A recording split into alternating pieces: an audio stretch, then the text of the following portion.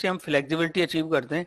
Okay, and इसके अंदर दो चीजें आती है, compile time polymorphism and run time polymorphism. Compile time polymorphism में आपका आता है method overloading, run time polymorphism में आता है मेथड ओवरराइडिंग. यहाँ मैं लिख भी देता हूँ, है ना, इसको बोलते हैं हम लोग method overloading and here we can call it method overriding. Okay, method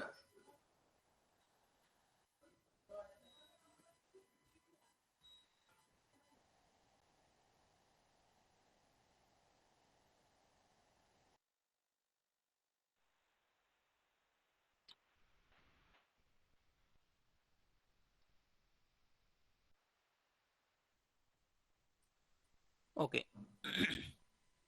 so polymorphism में क्या होता है हमारा, वी आर डूइंग हियर कि आप यहाँ पे ना overloading and overriding. Now we can understand what is the meaning of overriding and what is the meaning of overloading, वो समझने की कोशिश हम लोग करते हैं.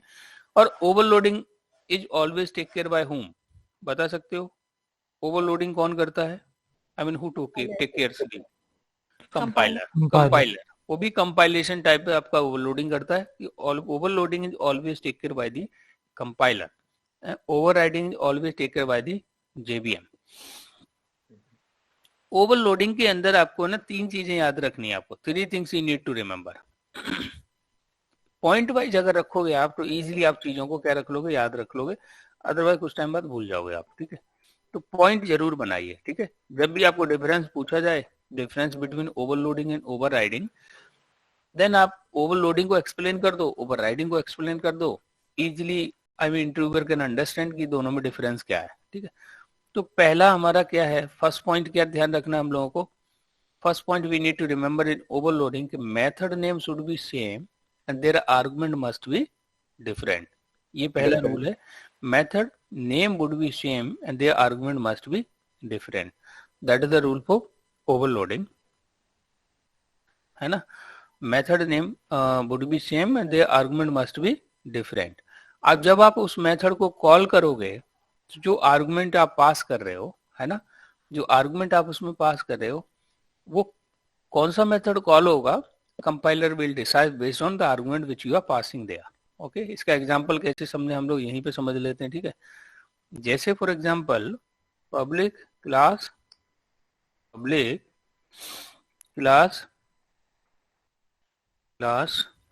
टेस्ट, जैसे I am creating one test class here, और फॉर एग्जांपल इस टेस्ट क्लास में I am writing here public void m1, public void m1. Okay, public void m1. तो ये हमने पहला मेथड लिखा इसमें m1, एंड नेक्स्ट मेथड में यहाँ पे लिख रहा हूँ पब्लिक वॉइड m1, क्योंकि मेथड का नेम क्या होगा ओवरलोडिंग में सेम रहेगा आपका. ठीक है, m1, और यहाँ पे मैंने इंट पास कर दिया या स्ट्रिंग पास कर दिया, है ना, मैसेज. ओके, सी आप बता सकते हो पहले वाले m1 में कोई आर्गुमेंट है क्या, पैरामीटर है क्या? Is there any parameter in the m1 method? No. और यहाँ पे क्या है, 1 पैरामीटर. तो यहाँ पे क्या हो रहा है, तो दोनों के पैरामीटर क्या हो रहे हैं, आर्गुमेंट्स क्या हो रहे हैं, डिफरेंट हो रहे हैं. अब कौन सा मेथड कब कॉल हो, कौन सा मेथड कॉल होगा, ये कौन डिसाइड करेगा, compiler will decide.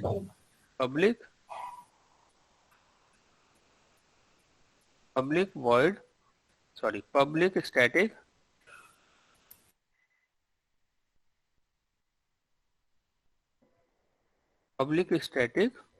void main, and here I am putting a string array of args, and I am writing here,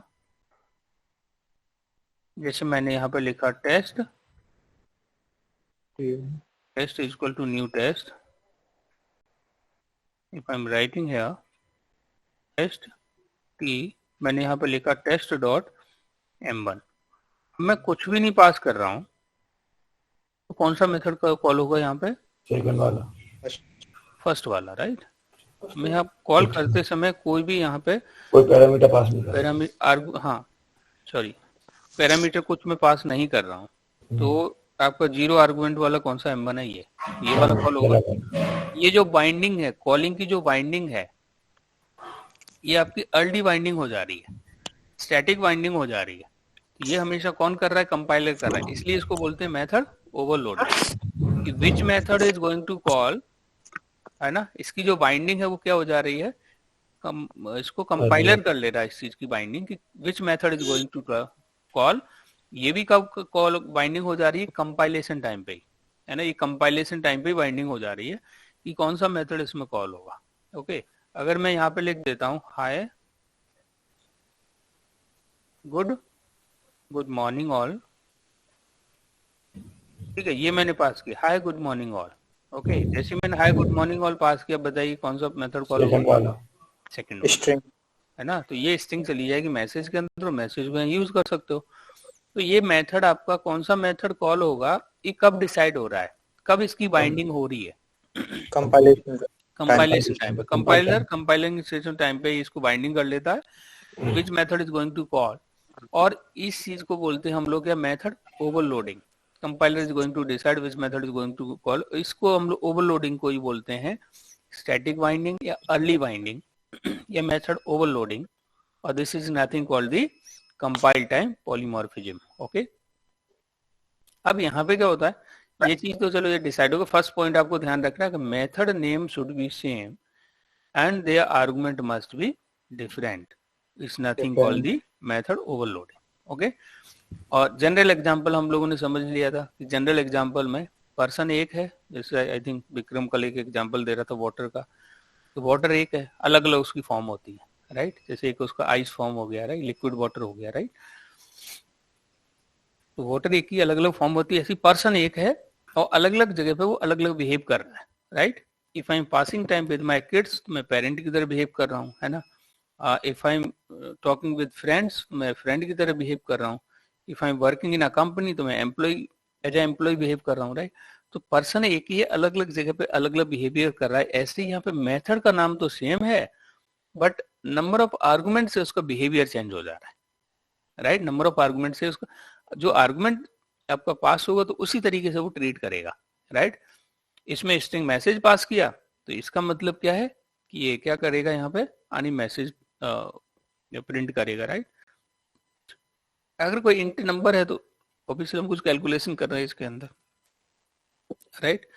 तो ये डिपेंड करता है कि आप क्या आर्गुमेंट पास करो। तो आर्गुमेंट से क्या हो रहा है, मेथड का बिहेवियर चेंज हो रहा है, बहुत इंपॉर्टेंट है ये। तो अब मेथड हम कैसे बनाएं किसी क्लास का, किसी क्लास की जो फंक्शनैलिटी है, ठीक है। वेरिएबल्स हो तो हम लोग है ना उसकी प्रॉपर्टी तो हम लोग वेरिएबल में स्टोर करेंगे, किसी मेथड की फंक्शनैलिटी क्या है वो उसके मेथड से डिफाइन होगी। और मेथड बनाने का तरीका हम लोग सीख रहे हैं कि इट कैन बी, हम लोग डिफरेंट मेथड भी बना सकते हैं, सेम नाम से भी मेथड बना सकते हैं, राइट। तो वो हम बात कर रहे हैं। तो मेथड बनाने से पहले आपको क्या करना है, यहाँ पे whenever you are creating the method name, आपको ये ध्यान रखना है कि 4 क्वेश्चन अपने आप से पूछना है whenever you are going to create a method. ये बहुत इनिशियल स्टेज है, ठीक है। उसके बाद आपको जरूरत नहीं पड़ेगी, ठीक है। छोटा बेबी होता है, चलना सीखता है तो बहुत टेक केयर करता है कि मैं गिर ना जाऊं, है ना, बहुत सारी चीजें। कुछ टाइम बाद वो दौड़ने लगता है, फिर वो सोचता नहीं है कि मुझे क्या क्या चीजें मुझे ध्यान रखनी है। ऐसी कार चलाना सीख रहे हो, स्टेयरिंग पकड़ना है आपको, है ना, एक्सीलेटर पे भी ध्यान रखना, बहुत सारी चीजें ध्यान रखनी होती है। आसपास भी देखना होता है कोई आ तो नहीं रहा है। तो ये सारी चीजें टेक केयर करते हैं इनिशियल पे। उसके बाद क्या होता है, वो ड्राइवर बात कर रहा होता है, राइट, इजीली पता ही नहीं लगता कार चल रही है। सेम वे में जब आप मेथड बना रहे हो तो आपको इसके लिए समझने के लिए कि जब मैं मेथड बना रहा हूं तो मुझे 4 क्वेश्चन खुद से पूछना है। What would be the method name. तो मेथड का नेम अभी मैंने M1 लिया है, तो M1 लिया है, टेस्ट क्लास में लिया है, इसका कोई रिलेवेंट है, मतलब ही पता नहीं लग रहा है कि M1 मिस होता गया है, राइट। तो मेथड का नेम आपका ऐसा होना चाहिए, मेथड का नेम, ये जो 4 फिल्टर है ना, ये आपको पूछना है जब भी मेथड आप बना रहे हो। Ask 4 question to yourself, what would be the method name.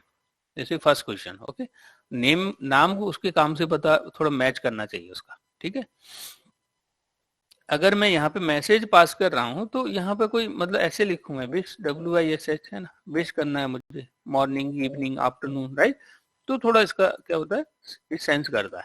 पहला मेथड का नाम क्या होगा। सेकंड आपको पूछना है कि इसके आर्गुमेंट क्या होंगे, क्या ये हमसे कुछ इनपुट लेगा, इसका बिहेवियर क्या होगा, बिहेवियर किस पे डिपेंड कर रहा है, इसके नंबर ऑफ आर्गुमेंट पे, राइट नंबर ऑफ आर्गुमेंट पे डिपेंड करेगा इसका बिहेवियर क्या होगा। सेकंड क्वेश्चन होगा what would be the argument, क्या ये हमसे कुछ इनपुट लेगा, जब भी हम कॉल करें किसी मेथड को, is is taking any input, है ना, उस इनपुट के बिहाफ पे तो बिहेव करे, वही तो बिहेवियर है उसका। तो ये सेकंड क्वेश्चन पूछना है, तो बिहेवियर का टाइप क्या होगा, ये फिर आगे आप फिल्टर लगा सकते हो उसमें। तो मान लीजिए हमें डिसाइड हो गया कि ये विश मेथड है, हमने इसको विश मेथड ले लिया और इसमें जो आर्गुमेंट पास करें वो एक मैसेज पास करें, ठीक है। सेकंड क्वेश्चन, फर्स्ट हो गया नेम ऑफ मेथड, सेकंड हो गया उसका बिहेवियर मींस आर्गुमेंट क्या होगा उसका, ठीक है।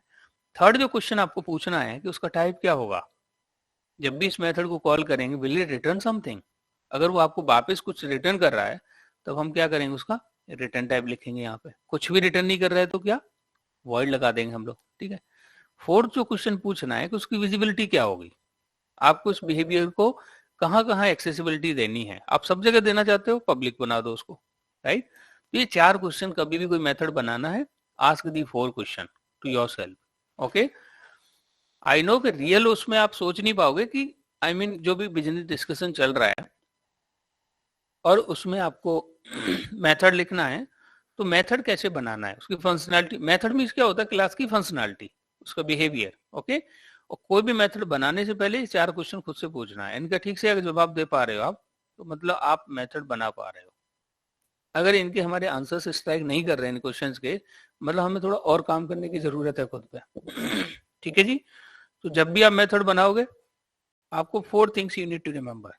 पहला क्या है कि what would be the name of method, हो सकता है कि थोड़ा नाम एग्जैक्ट ना आए, उसके आसपास कुछ नाम आ जाए, but it's okay, but we need to think about it कि मेथड का नेम ऐसा होना चाहिए जिससे उसके काम का पता लगे, ओके। तो नेम ऑफ मेथड, देन आपको सेकंड पूछना है कि ये मेथड बिहेव कैसे करेगा, बिहेव डिपेंड ऑन आर्गुमेंट, तो हमें आर्गुमेंट क्या लेंगे इसके लिए, हमसे इनपुट क्या लेगा, ये सेकंड क्वेश्चन होगा। What would be the input for us, will it take input from us और नॉट, अगर ले रहा है तो आर्गुमेंट पास करिए, नहीं ले रहा है तो आप इसमें 0 आर्गुमेंट हो जाएगा, जैसे इस M1 के अंदर कोई भी आर्गुमेंट नहीं।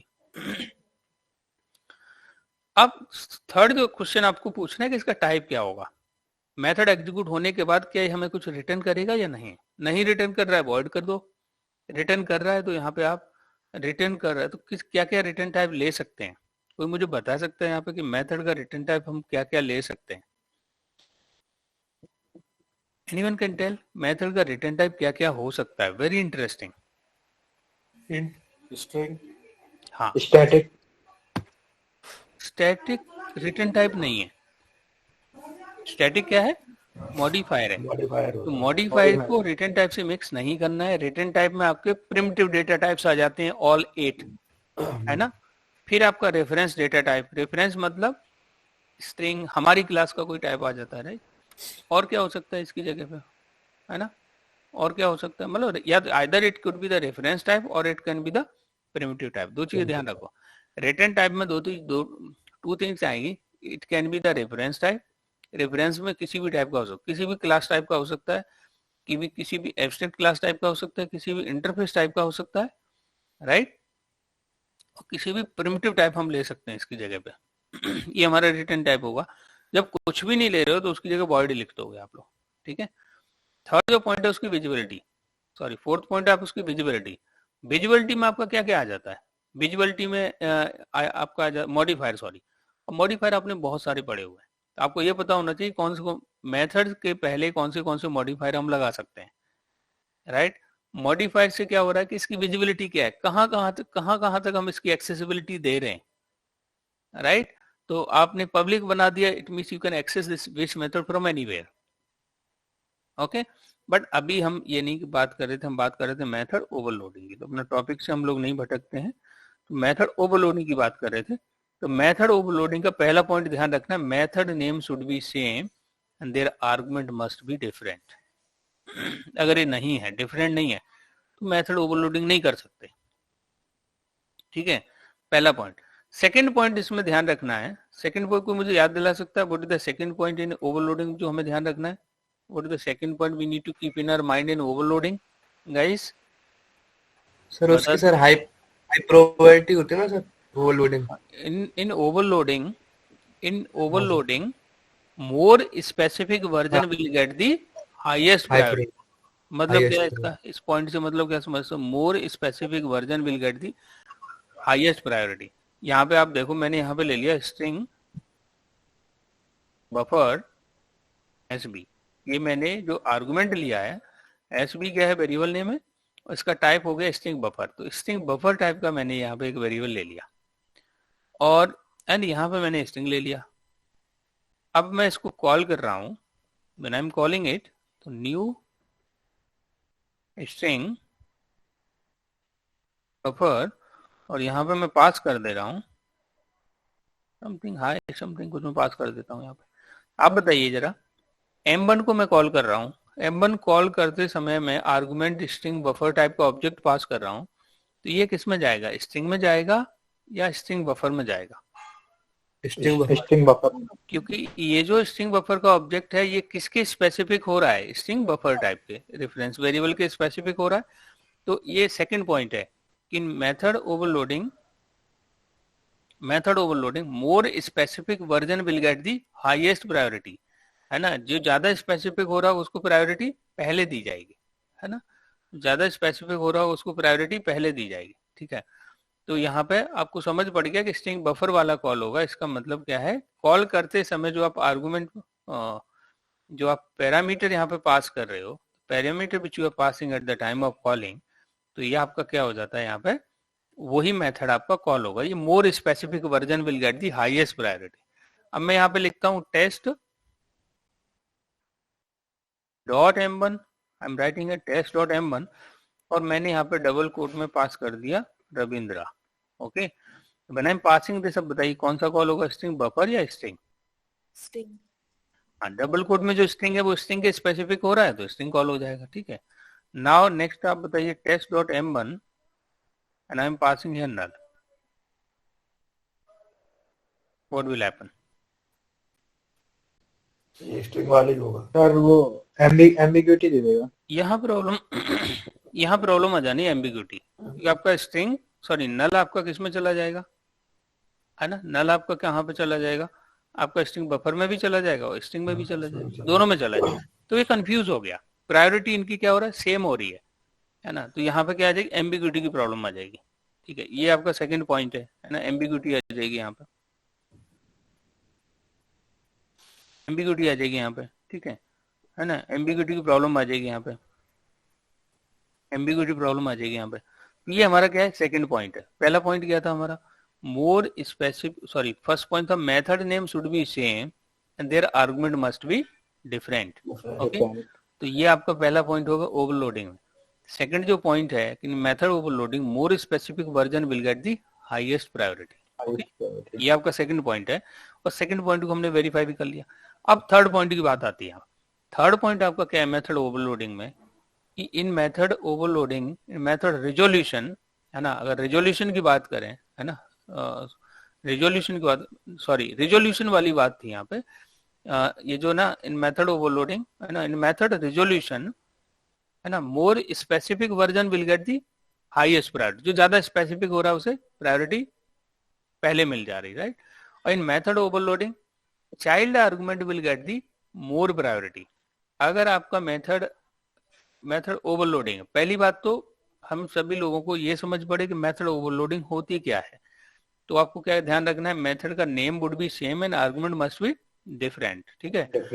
अब वो आर्गुमेंट के अंदर जो टाइप हम ले रहे हैं, एक में हमने टाइप ले लिया ऑब्जेक्ट, ठीक है गाइस, एक में हमने टाइप ले लिया ऑब्जेक्ट ओबीजे, ठीक है, दूसरे में हमने टाइप ले लिया स्ट्रिंग।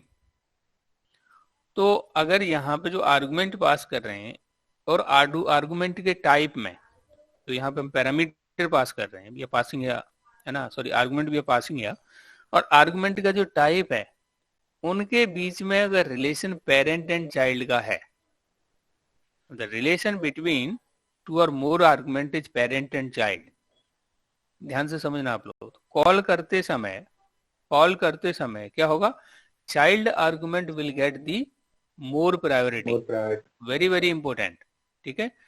जब मेथड हम कॉल करेंगे और उस समय अगर उनका जो एक्चुअल इंप्लीमेंटेशन उन मेथड का ओवरलोडिंग में वो पेरेंट चाइल्ड के रिलेशनशिप में है, तो चाइल्ड आर्गुमेंट जब ये आ जाए कि वो दोनों में जा सकता है, ऑब्वियसली पेरेंट चाइल्ड में होगा तो पेरेंट में भी चला जाएगा वैल्यू और चाइल्ड में भी चला जाएगा, तो उसमें वो प्रायोरिटी किसको देगा, चाइल्ड को देगा। सी, अगर यहाँ स्ट्रिंग बफर हटा देता हूं मैं, यहाँ पे I am just passing here in double quote, I am passing here some Ravindra pass किया मैंने यहाँ पे, ठीक है, ये पास है Ravindra, okay. So Ravindra is a string, give me a moment guys.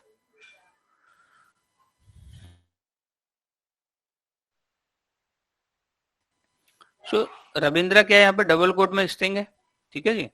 तो पहले तो मैं एक चीज बता दूं, स्ट्रिंग आपका ऑब्जेक्ट में भी चला जाएगा और स्ट्रिंग के वेरिएबल में भी चला जाएगा, दोनों में चला जाएगा, ठीक है। It can go in a both, okay. तो मैंने डबल कोट में रविंद्र पास किया, जब दोनों में जा सकता है तो किसको प्रायोरिटी देगा, ये स्ट्रिंग को, ठीक है। ये किसको प्रायोरिटी देने वाला है, स्ट्रिंग को। तो ये किस में कॉल हो जाएगा, स्ट्रिंग में कॉल हो जाएगा। गुड, वेरी गुड, ठीक है। थर्ड जो पॉइंट है यहाँ पे, सॉरी इसी को हम टेस्ट कर रहे हैं, M1 कॉल किया एंड आई पास हियर नल, बताइए क्या होगा। नल आपका ऑब्जेक्ट में भी चला जाएगा, नल आपका नेम में भी चला जाएगा, यहाँ एम्बिगुइटी नहीं आने वाली। एम्बिगुइटी वाला जो सिनेरियो था वो डिफरेंट था, वो पहले वाला था जहां पे आपके दोनों के आर्गुमेंट क्या थे, डिफरेंट, रिटर्न टाइप थे वो डिफरेंट थे, उनमें पेरेंट चाइल्ड का रिलेशन नहीं था। यहाँ पे जो रिलेशन है ऑब्जेक्ट और नेम के बीच में, ये क्या है, ऑब्जेक्ट है वो ऑब्जेक्ट टाइप का है, नेम है वो स्ट्रिंग टाइप का है, और जो टाइप ऑफ वेरिएबल हो रहा है ना वो क्या है, पेरेंट और चाइल्ड के रिलेशनशिप में है, ठीक है। तो मैंने क्या बोला था, जब ऐसी सिचुएशन हो तो child will get the more priority, ये नल भी किस में चला जाएगा, स्ट्रिंग के अंदर, ठीक है guys. Null will also go in a string. अगर मैं यहाँ ऐसे लिख रहा हूँ, specific test dot M1 and I am passing here new object, और ऐसे करके मैंने पास कर दिया, ऑब्जेक्ट टाइप का मतलब यहाँ पास कर दिया, और either I can put here as well ABC कुछ पास कर दिया मैंने, या मैं इसको ऐसे ना करके, सॉरी गाइस, मैंने ऑब्जेक्ट का ऑब्जेक्ट कॉल किया। अब ये कौन सा कॉल होगा, ऑब्जेक्ट में जाएगा, क्योंकि जो स्पेसिफिक होगा उसमें जाएगा।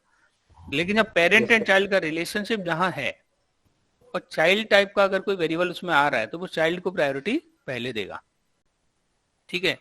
तो पहला पॉइंट हम लोग रिकैप कर लेते हैं। फर्स्ट पॉइंट क्या है, method name should be same and there argument must be different, ये ओवरलोडिंग का स्टोरी है। सेकेंड पॉइंट है कि in method resolution child argument will get the, sorry more specific version will get the highest priority, and in overloading child argument will get the more priority, okay। ये 3 point हमें overloading में ध्यान रखना है, ठीक है। 3 point we need to remember in overloading.